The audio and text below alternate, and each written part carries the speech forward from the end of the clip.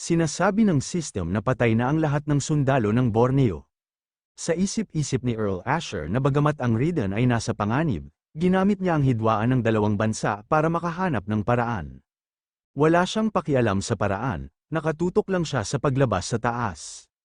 Naiintindihan niya na sa wakas, bakit ang isang ambisyoso ngunit tanga gaya ni Grid ay mabilis na nakapagtatag ng sarili. Ang maliit na tagsibol na gumagalaw sa oras ni Grid. Siya yun, sinasabi ni Bland na habang si Earl Lowell ay tiyak na kamangha-mangha, sa huli, ang gumawa ng lahat ay si Duke Grid. Talagang kaya niya, sinasabi ni Earl Asher na Bland. Siya yung kumuha kay Irene sa kanya, at oo totoo nga may conflict siya sa kanya dati pero na-hostage ka rin niya. Paano niya makikilala ang isang taong ganyan, gaano lang siya pinahirapan at na-brainwash sa nakalipas na 2 taon. Sinasabi ni Bland na ama, wala sa mga bagay na inaalala niya ang nangyari. Kaya wag siyang mag-alala, naging masaya siya sa Raiden. Sa isip-isip ni Earl Asher na matapos mawala ang kanyang ina at kapatid, hindi nang umiti si Bland. Hindi niya akalain na nagagawa niya ng umiti ngayon. Sinasabi ni Earl Asher na isang lupain ng kasiyahan. Anong ibig niyang sabihin? Sinasabi ni Bland na ang mga patatas mula sa pagtatrabaho sa bukid ay hindi kapani-pani walang masarap.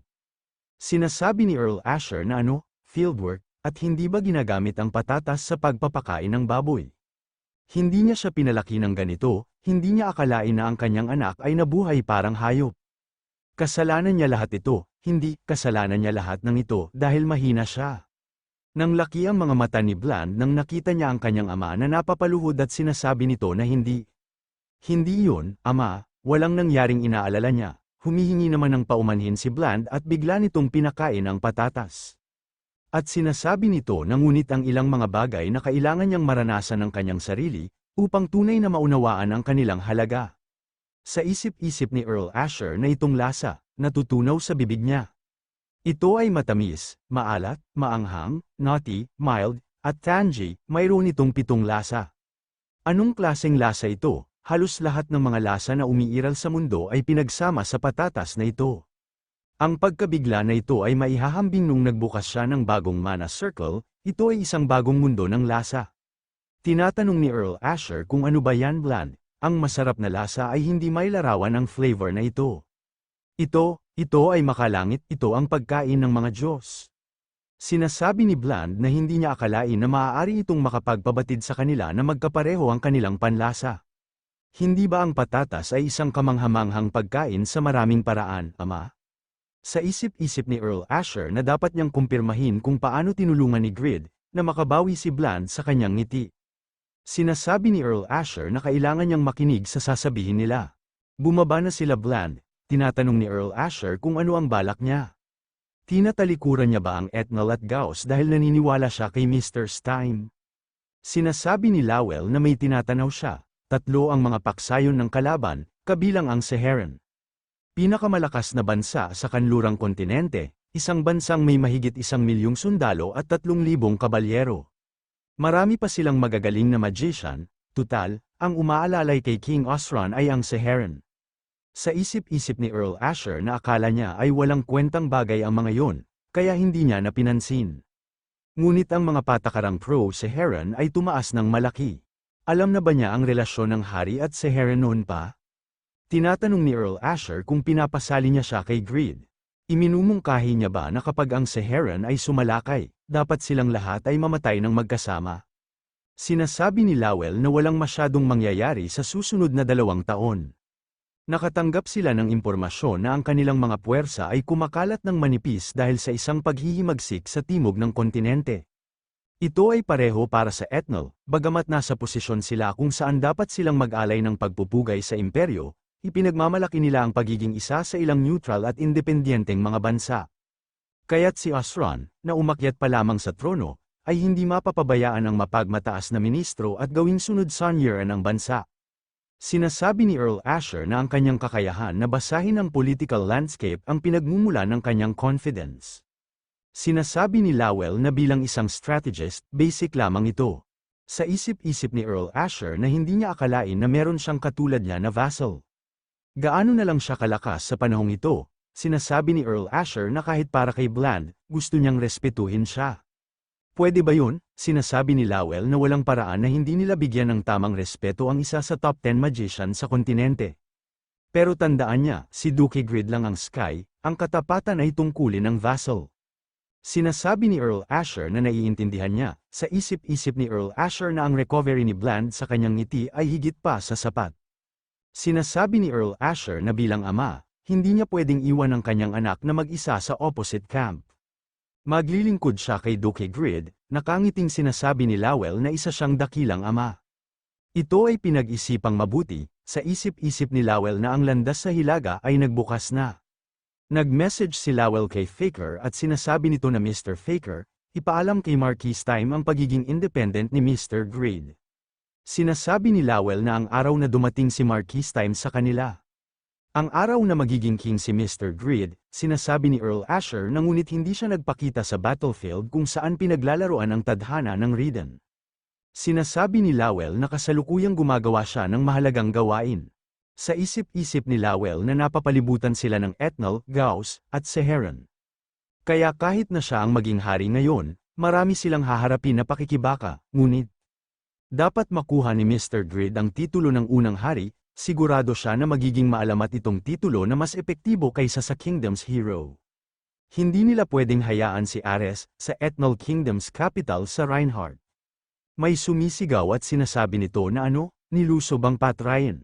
Hindi lang yan, ngunit pinagtaksilan sila ni Earl Asher at naglilingkod ngayon sa ilalim ng Duke Grid, Haring Osron. Sumisigaw at tinatanong ni King Osron kung anong nangyari sa knight na pinadala niya bilang suporta.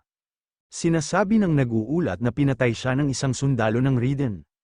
Sa isip-isip ni King Osron na alam na siguro nila na si Nautilus ay isang Red Knight, kaya tumugon sila ng naaayon sa pamamagitan ng pagbabalat kayo sa isang dalubhasa bilang isang sundalo para patayin siya. Kung, dahil sa nakakahiyang pagkatalo na ito, hindi siya pinadalhan ng imperyo ng single-digit knights, mababawasan ang lakas niya. Duke Grid, mas mapanganib siya kaysa sa inaasahan niya. Kailangan niyang tumapak ng mabuti sa kanya, hindi man lang maisip ni Osron na walang kinalaman si Grid sa pangyayaring ito. Ang lahat ay bahagi ng scheme ng strategist upang makapag-focus si Grid sa paglakas. Kinuha ni Ver Aiden si Agnes sa digmaang faction, na pinilit na tumutok lamang sa kanyang personal na paglakas. Sinasabi ni Lowell na ang kastilyo ng Borneo ay naghihintay sa may-ari nito. Tera na, sa isip-isip ni Lowell na walang paraan na makaligtaan niya ito, Mr. Grid, gagawa niya siya ng espesyal na kama na mas maganda pa kay Agnes. This is start of the project, magiging emperor siya pagkagising niya.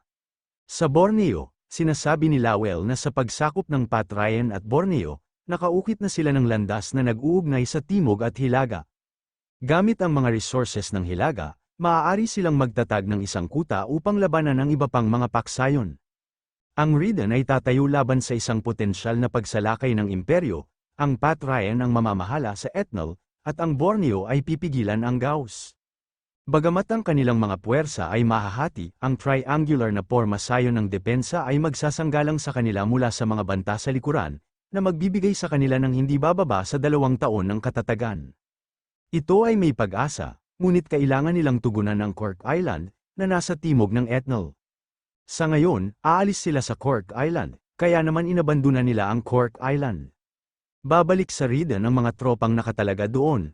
Sumisigaw si Pixord at sinasabi nito na pero teritoryo nila ang Cork Island, matagumpay nilang ipinagtanggol ito sa labanan, hindi niya ba naiintindihan? Sinasabi ni Tobin na ang Cork Island ay bumubuo ng malaking kita sa pamamagitan ng turismo, at mayroong 23 minahan. Ito ay isa sa kanilang pinakamahalagang lupain, sinasabi ni Lowell na ngunit dahil hindi nila maibibigay ang Cork Island ng resources o sundalo, hindi nila ito may pagtatanggol sa mga pag-atake ng Etnal. Ganoon din ang nararamdaman niya, ngunit sa kanilang kasalukuyang mga mapagkukunan, hindi nila maililigtas ang Cork Island. Napakagat ng ngipin si Pixord at galit na sinasabi nito na hindi sila mawawala ng Cork Island, Lowell. Alam niyang kulang sila sa manpower, pero bigyan niya siya ng 10 ex-Silver Knight Guild members. Siya mismo ang pupunta at sisiguraduhin na ito ay mananatiling lupain na makikinabang sa kanila. Sinasabi ni Lowell kay Pixord sa kanyang mga kakayahan at pamumuno, dapat ay kaya niyang hawakan ito ng hindi bababa sa 2 buwan. Ngunit kung huminto ang kanyang paglakas dahil sa kakulangan ng hunting ground above level 300, Ito ay isang malaking kawalan para sa kanila. Sinasabi ni Lowell na isa siya sa pinakamalakas sa Overgeared, kaya hindi pwedeng sobra ang importansya niya. May nilabas si Pick Sword ng isang bagay, at sinasabi nito na huwag siyang mag-alala. Hindi limitado sa hunting ang paglago, di ba? Ang mga estatistika ay maaaring mapataas sa pamamagitan ng pagmimina, at sa huli, magkakaroon sila ng sapat na mga mineral na maiipon para ipadala sa Cork Island. Ang Silver Knight Guild ay namuhunan ng kanilang mga kaluluwa sa lupaing iyon. Mananatili siya hanggang sa dulo, kahit na ano mangyari. May mga lupain na hindi masusukat sa bilang at kahusayan lamang. Sa isip-isip ni Lowell na matigas ang ulo at matyaga. Kamukha siya ni Mr. Greed, sinasabi ni Lowell na sige. Wala siyang dahilan para tumanggi sa offer niya. Sige, protektahan niya ang Cork Island hanggang kaya niya.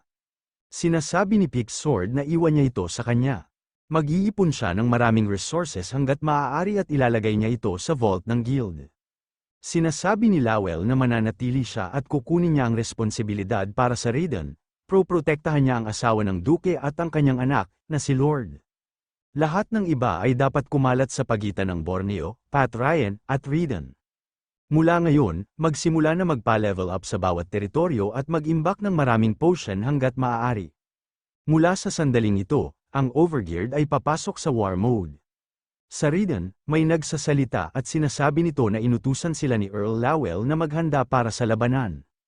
Ilipat ang mga probisyon ng militar sa bodega at magmadali sa pagpapanatili ng mga armas. Titingnan ni Earl ang mga bagay sa loob ng 2 oras. Sinasabi ng system na nakuha mo ang bagong kaalaman. Nakuha mo ang kakayahang makita ang kahinaan ng ilang mababang ranggo na demonyo. Tumaas ang Dark Magic Evasion Rate at Defense Rate. Sinasabi ni Stick na kahanga-hanga siya. Kahanga-hanga ang bilis ng pag-absorb niya sa kanyang malawak na kaalaman. Upang mamuno sa mga tao, kailangan ng kaalaman tungkol sa mga Great Demon. Sinasabi ni Lord na sobrang nakakatakot, kailangan ba nilang mag-aral muli ng mga Great Demon bukas? Teacher, hindi na ba sila mag-aral ng iba? Sinasabi ni Stick na dahil hindi niya ito gusto, dapat niyang malaman ang tungkol dito. Pero itigil na nila ngayon, sa isip-isip nito na ang tampuhan ng batang wala pang 4 na taong gulang ay sobrang nakakasama na sa puso niya. Makikita na mag-isa na lang si Lord sa garden, at biglang nagpakita si Kazam at sinasabi nito na as expected, hindi lang siya ang nagulat. Pagkatapos ng lahat, natututo pa nga siya ng mga pamamaraan ni Lantier sa hindi kapani-pani walang bilis. Napansin naman ito ni Lord si Kazam at sinasabi nito na teacher. Sa isip-isip ni Kazam na tila isang digmaan sa Saharan ang mangyayari sa lalong madaling panahon. Malapit na ang araw ng paghihiganti niya sa Nero clan na gumuho dahil sa imperyo. Sinasabi ni Lord na guro, ingatan niya ang kanyang hininga.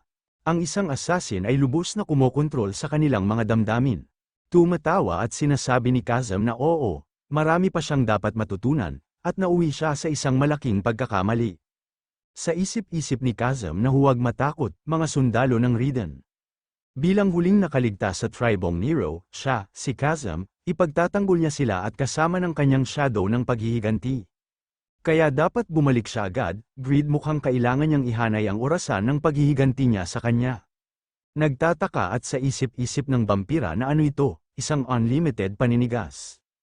Sinasabi ni Stek na bastard ka, siya ang huling boss ng lungsod na ito. Stek, pureblood vampire viscount, tinapos na ito ni Greed. Sinasabi ni Bonnie na hindi niya akalain na na-eliminate niya ang final boss ng ganun kadali. Mas malakas daw ito kaysa sa Drake ng international competition. Paano niya nalampasan ito nang walang kahirap-hirap? Sinasabi ni Greed na ang mga boss na semi-name or lower ay hindi kaya ang maikling crown control, parang paninigas. Kaya spam niya na lang, napakadali, di ba? Nadismaya naman sila. At sinasabi ni Park Jong-soo na kaya paano ang isa ay dapat na tumigas sa kanila nang walang katiyakan. Sinasabi ni Lee Gokray na tumahimik na lang siya, o baka gusto niya mangyari ang nangyari kay Ms. Shin Ye. Sa isip-isip ni Greed na tapos na ang hunting broadcast, at naabot niya na sa wakas ang level 317, mula ngayon, kung susundin niya ang landas ni Kraugle, ang pagbaliktad ng mga ranggo ay dapat na makamit oras na para pumunta siya sa bagong hunting ground, hintayin niya siya, silangang kontinente.